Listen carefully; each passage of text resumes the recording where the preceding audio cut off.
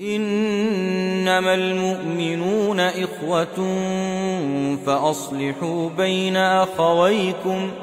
Peygamberimiz aleyhissalatu vesselam Makka'da Madine'ye göçken zamanla bir gün mecliste ashabalar oturgan zamanla Peygamber etmen sallallahu aleyhi ve sellem. Men Makka'da yaş vaktim ne demekken Peygamberlik berilginçege.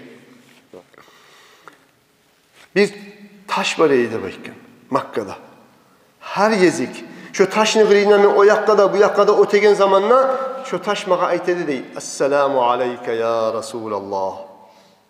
Taş mağa salam verdi dey. Her yezik. O Peygamber ekenini ozda bilmeygen vaktisinde, yaş zamanında. Her ötegenine, baraganına o taş mağa salam verdi de bayk. Men bugün bu saatte da şu taşını görsem ben şunu tanır edim de bayk.